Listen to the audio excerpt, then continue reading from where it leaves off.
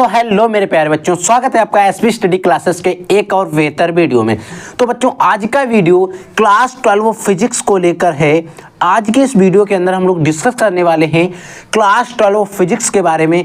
आपकी जो फिजिक्स की बुक है उसके टॉप 10 इंपॉर्टेंट टॉपिक, 10 सबसे महत्वपूर्ण टॉपिक्स जो आपके बोर्ड एग्जाम 2024 के लिए बच्चों सबसे ज़्यादा इंपॉर्टेंट हैं। अगर आप लोग इस बार क्लास 12 में हैं और आपको अगर बोर्ड एग्जाम 2024 देना है तो ये वीडियो आपको मिस नहीं करना है, क्योंकि बच्चों इसमें जो टॉपिक बताएंगे आप इनको टॉपिक समझ लीजिए या फिर क्वेश्चन समझ लीजिए। मैं आपको जो 10 टॉपिक या 10 क्वेश्चन बताऊंगा ना, वो ऐसे बताऊंगा जो अगर आप प्रीवियस ईयर के क्वेश्चन पेपर उठा के देखोगे ना तो उनमें हर साल आपको आते हुए मिलेंगे।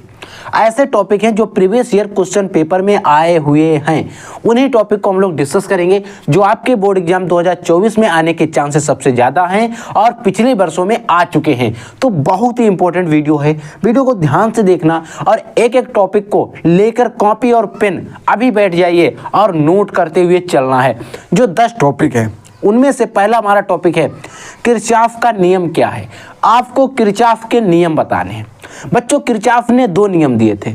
एक उनका प्रथम नियम था जिसको हम कहते थे संधि का नियम, और उनका दूसरा नियम है जिसको बच्चों हम कहते हैं बंद पास का नियम। बंद पास का नियम, संधि का नियम कहता है अगर किसी बिंदु पर मिलने वाली समस्त धाराओं का योगफल क्या हो बच्चों, शून्य होता है। जो भी धाराएं मिलती हैं उसका संधि जो मुख्य बिंदु होता है वहां पर योगफल क्या होता है, शून्य होता है। समझिए इसकी परिभाषा को ध्यान से। देखिए बच्चों, ये है किरचॉफ का प्रथम नियम।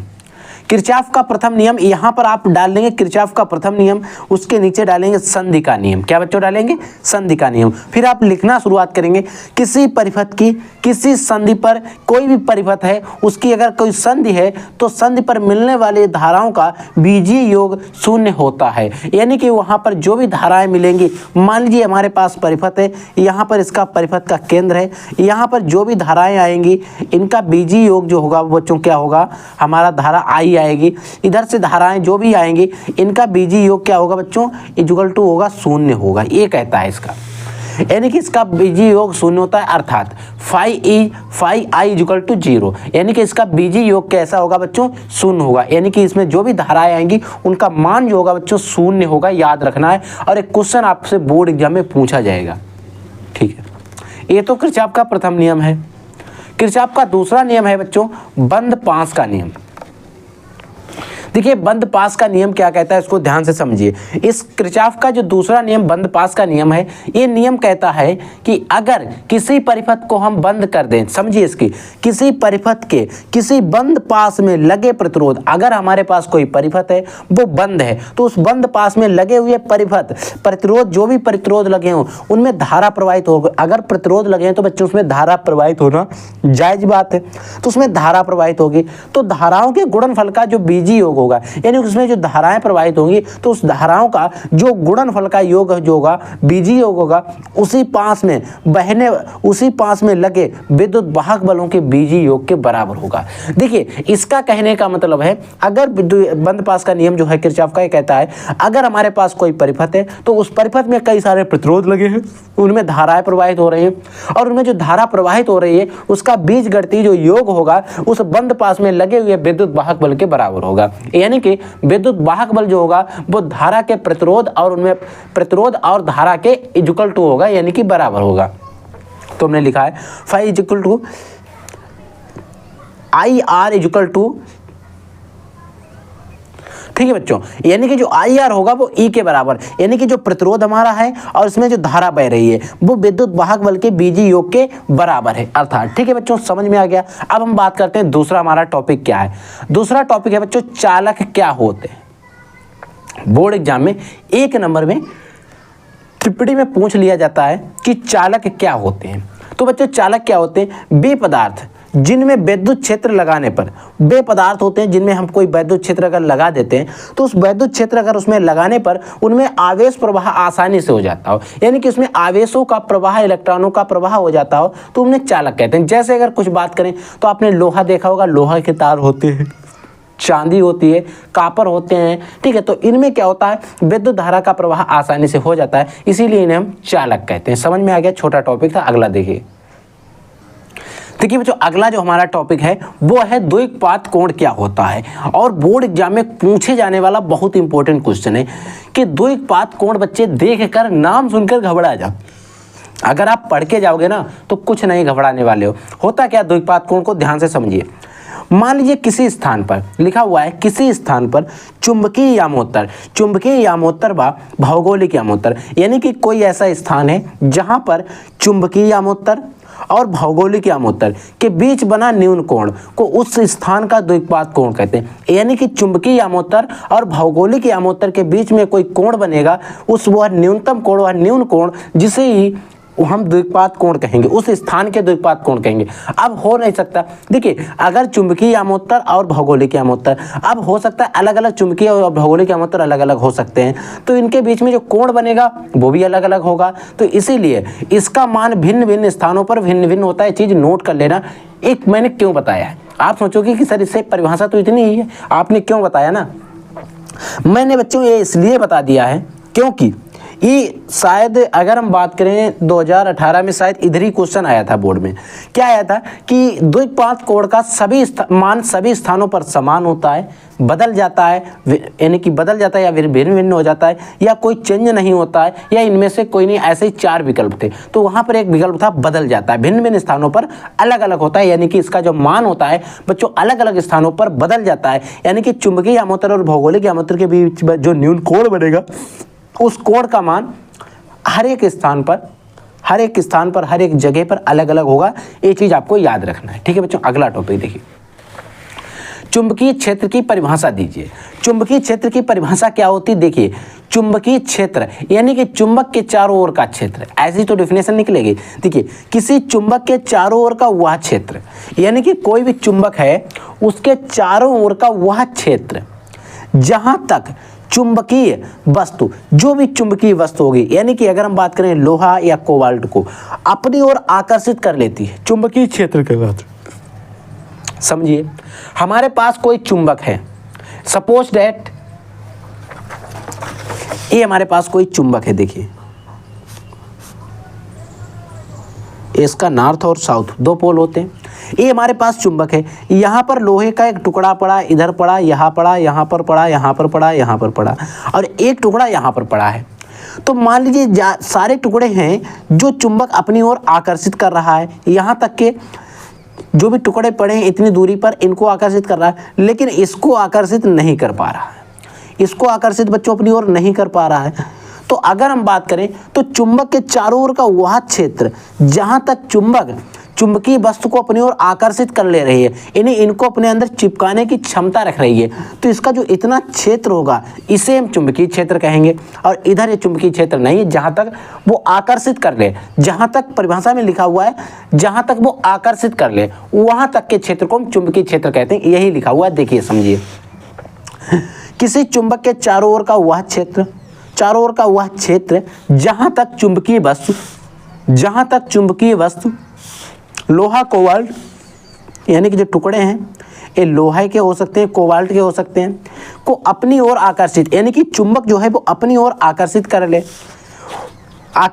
ले चुंबकीय क्षेत्र कहलाता है। यानी कि चुंबक के चारों ओर का वह क्षेत्र जहां तक चुंबक किसी भी वस्तु को अपनी ओर आकर्षित कर सके उसे चुंबकीय क्षेत्र कहते हैं। समझ में आ गया। अगला टॉपिक देखिए, अगला टॉपिक हमारा है विचलन कोण, जो हमारा प्रकाशिकी वाला चैप्टर है उससे है। विचलन कोण क्या होते हैं, प्रिज्म पर आपतित किरण। हमारे पास कोई एक प्रिज्म है, उस पर एक आपतित किरण का मतलब होता है आने वाली किरण की दिशा तथा परावर्तन के पश्चात प्रिज्म के निर्गत किरण की दिशा। अब देखिए एक आने वाली किरण होगी तो वो उस पर प्रिज्म पर पड़ेगी तो एक रिफ्लेक्ट भी होगी, यानी कि जाएगी भी। तो जो जाएगी इनके बीच में एक निर्गत किरण बनेगी, उसकी दिशा होगी, उसके बीच में एक कोण बनता है जिसे बच्चों में विचलन कोण कहते हैं। ठीक है, अगला देखिए। अगला बच्चों है कि लेंस की फोकस दूरी किन बातों पर निर्भर करती है। यानी कि हमारे पास अगर कोई लेंस है और उसकी अगर कोई जो फोकस दूरी होगी वो किन किन बातों पर हमारी फोकस दूरी जो होगी वो निर्भर करेगी। तो बच्चों अगर हम बात करें लेंस की फोकस दूरी किन किन बातों पर निर्भर करती है इसके बारे में, तो लेंस की फोकस दूरी जो होती है कई सारी चीज़ों पर निर्भर करती है। 1 से 2 कंडीशन हम आपको बताएंगे। देखिए लेंस की फोकस दूरी लेंस के पृष्ठ की वक्रता त्रिज्या पर, यानी कि जो लेंस का पृष्ठ होगा उसकी वक्रता त्रिज्या पर तथा लेंस के पदार्थ के अपवर्तनांक पर, यानी कि लेंस के पदार्थ का अपवर्तनांक क्या है, और प्रकाश का जो रंग होगा उस पर भी लेंस की फोकस दूरी निर्भर करती है, याद रखोगे। ठीक है बच्चों, अगला टॉपिक देखिए, हम पहले इसी को समझ लीजिए। लेंस की फोकस दूरी, लेंस की फोकस दूरी मैंने आपको बता दिया किन किन चीजों पर निर्भर करती है। लेंस की पृष्ठ के वक्रता त्रिज्या, लेंस के पृष्ठ की जो वक्रता त्रिज्या होगी, पदार्थ के जो लेंस का पदार्थ होगा उसका अपवर्तनांक कितना है, उसके अपवर्तनांक पर भी निर्भर करती है। फिर हम बात करते हैं प्रकाश का रंग, यानी कि जो प्रकाश का रंग होता है इस पर भी निर्भर करती है। ठीक है, अगला टॉपिक है देखिए, स्वस्थ आंख का निकट बिंदु कहाँ स्थित होता है। समझिए, स्वस्थ आंख का निकट बिंदु जो होता है वो 25 सेंटीमीटर दूरी पर स्थित होता है। अब यहाँ पर एक चीज समझिए, यहाँ पर निकट बिंदु की बात कर रहा है। अगर वो हमसे दूर बिंदु पूछ ले, क्या बच्चों, दूर बिंदु पूछ ले, तो बच्चों आपको पता होगा दूर बिंदु कहां पर होता है। दूर बिंदु बच्चों अनंत पर होता है। कहां होता है, अनंत पर होता है, याद रखोगे। दूर बिंदु कहां होता है बच्चों, अनंत पर। मैंने इसमें मेंशन नहीं किया है लेकिन मैंने आपको बता दिया, क्वेश्चन यहां से बन सकता है। यानी कि स्वस्थ आंख का दूर बिंदु कहां स्थित होता है, आप कहोगे अनंत होता है। निकट बिंदु कहां होता है, 25 सेंटीमीटर पर होता है। ठीक है, समझ में आ गया। अगला टॉपिक देखिए, देखिए बच्चों जो हमारा 8वां टॉपिक है या 8वां क्वेश्चन है, समझिए इसको ध्यान से। कह रहा है आंख की समंजन क्षमता पर टिप्पणी कीजिए, यानी कि जो हमारा नेत्र होता है, आंख होती है, इसकी समंजन क्षमता क्या होती है।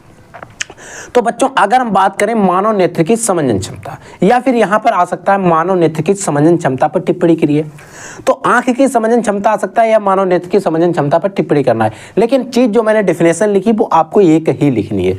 होता क्या है, हम और आप कभी कभी पास की वस्तु को देखते हैं, कभी कभी दूर की वस्तु को देखते हैं, तो वहीं पर हमें फोकस दूरी भी बनानी पड़ती है, फोकस करना पड़ता है। चाहे फिर हम पास की देखें, फिर वो चाहे 25 सेंटीमीटर तक की देखें या फिर उससे अधिक की देखें। ठीक है, तो हम क्या करेंगे, इसमें जो देखने में हम कम या ज्यादा कर रहे हैं अपनी फोकस दूरी को, उसे ही नेत्र की समंजन क्षमता कहते हैं। देखिए क्या होता है, किसी किसी वस्तु की, किसी व्यक्ति की आंख की समंजन क्षमता कम हो जाती है, तो वो उनको या तो पास की वस्तु अच्छी दिखाई देती है या दूर की, और उससे कम होने के कारण कुछ दोष भी हो जाते हैं, जैसे निकट और दृष्टि दोष, दूरदृष्टि दोष। ऐसे ही आवश्यकता अनुसार नेत्र द्वारा, आवश्यकता के अनुसार नेत्र द्वारा नेत्र लेंस की फोकस दूरी को, नेत्र लेंस की जो फोकस दूरी होगी उसी को कम या ज्यादा करने की जो क्षमता होगी, उस नेत्र लेंस की फोकस दूरी को हम कम या ज्यादा कर सकते हैं, उसकी जो क्षमता है उसे आंख की समंजन क्षमता कहते हैं। एकदम सरल डेफिनेशन है, और आप कहोगे सर इतनी सरल है तो बोर्ड एग्जाम में आएगी, तो 100% है बोर्ड एग्जाम में आएगी और आती है। अगर आप प्रीवियस ईयर पेपर उठाओगे तो आती है। ठीक है, अगला टॉपिक है समस्थानिक क्या होते हैं। समस्थानिक, अगर इसका आप संधि विच्छेद करोगे तो सम प्लस स्थानिक, समस्थानिक क्या है, सम मतलब होता है समान, स्थानिक का मतलब स्थान, समान स्थान क्या है समझिए। वे तत्व जिनके परमाणु क्रमांक समान, उनका जो एटॉमिक मास होता है, परमाणु क्रमांक होता है, एटॉमिक नंबर होता है, वो तो समान होगा, लेकिन एटॉमिक मास यानी कि द्रव्यमान संख्या भिन्न भिन्न होती है। वे तत्व जिनके परमाणु क्रमांक समान तथा द्रव्यमान संख्या भिन्न भिन्न होती है समस्थानिक कहलाते। समझिए, जैसे क्लोरीन का Cl17 इसका परमाणु क्रमांक होता है, 35.5 अणुभार होता है, लेकिन Cl17 कभी हम 35 भी लिख लेते हैं और Cl17 कभी हम 36 भी लिख लेते हैं। तो इसकी द्रव्यमान संख्या तो भिन्न भिन्न है, लेकिन सभी की परमाणु क्रमांक संख्या समान है। आवर्त सारणी में इनका स्थान तो एक ही जगह पर है, लेकिन द्रव्यमान संख्या इनकी सबकी भिन्न भिन्न है। तो ये था 9वां टॉपिक। अगला टॉपिक देखिए, नाभिकीय बल की परिभाषा दीजिए, यानी कि नाभिकीय बल क्या होता है बताना है आपको। तो बच्चों आपको एक चीज याद आ रही होगी, बल का मतलब होता है फोर्स, बल का मतलब लगाना होता है। नाभिकीय बल, नाभिक के भीतर बल, यानी कि नाभिक के भीतर लगने वाला जो बल होगा उसे हम नाभिकीय बल कहते हैं। समझिए, नाभिक के भीतर लगने वाला वह बल, ऐसा बल जो नाभिक के भीतर लगता है, लेकिन इसका कार्य क्या होता है, जो प्रोटॉनों तथा न्यूट्रॉनों या फिर न्यूक्लियनों, प्रोटॉन और न्यूट्रॉन को मिक्सअप करके हम कह सकते हैं न्यूक्लियनों को परस्पर बांधे रखने का जो कार्य करता है या बांधे रखता है, उसे हम नाभिकीय बल कहते हैं। यानी कि फिर समझ लीजिए, नाभिक के भीतर एक बल लगता है जो क्या करता है, उसके भीतर प्रोटॉन और न्यूट्रॉन होते हैं, नीरज और पवनेश उसके भीतर होते हैं। ट्रिक होती है, नीरज और पवनेश उसके भीतर रहते हैं। किसके? न्यूट्रॉन के नाभिक के भीतर नीरज पवनेश रहते हैं, लेकिन इलेक्ट्रॉन जो होते हैं उसके नाभिक के चारों ओर चक्कर लगाते हैं, जैसे सौरमंडल में ग्रह सूर्य के चारों ओर चक्कर लगाते रहते हैं। ठीक है, तो ये परिकल्पना है। अगर आप परमाणु वाला चैप्टर पूरा पढ़ोगे तो मैंने आपको वहां पर पढ़ाई हुई है। ठीक है, तो क्या होता है, प्रोटॉन और न्यूट्रॉन को परस्पर बांधे रखने का जो कार्य करता है, उसमें जो बांधे रखने में एक बल लगाना पड़ता है, उसे ये बच्चों नाभिकीय बल कहते हैं। ठीक है, समझ में आ गया नाभिकीय बल क्या होता है। तो बच्चों ये थे हमारे टॉप 10 टॉपिक, जो 10 इंपॉर्टेंट टॉपिक थे बच्चों। कितने इंपॉर्टेंट टॉपिक? 10। ये मैंने आपको बता दिए। अब आपको क्या करना है, टॉपिक बच्चों 100% मैं कहता हूं उनको तैयार करके जाना है बोर्ड एग्जाम में। अगर कोई क्वेश्चन, कोई भी डाउट, कोई भी क्यूरी रहती, किसी सूत्र को रिलेटेड, किसी न्यूमेरिकल को रिलेटेड, एनीथिंग, किसी भी सब्जेक्ट में, physics, chemistry, biology, Hindi, English, यहाँ तक कि आप इंटर लेवल के, हायर लेवल तक के हमारी टीम से क्वेश्चन पूछ सकते हैं। यहाँ पर टीचर जो है वो सारे एजुकेटेड टीचर हैं, कहीं ना कहीं ग्रेजुएट टीचर हैं। ठीक है बच्चों, तो अगर आपको कोई डाउट, कोई क्यूरी है तो आप हमारे कमेंट सेक्शन में कमेंट करके हमसे पूछ सकते हैं। ठीक है बच्चों, तो आई होप आपको हमारा वीडियो पसंद आएगा। अगर आपको वीडियो पसंद आया तो वीडियो को एक लाइक जरूर कर देना। ठीक है बच्चों, तो हम मिलते हैं किसी नेक्स्ट वीडियो में नए टॉपिक के साथ। तब तक के लिए जय हिंद, वंदे मातरम।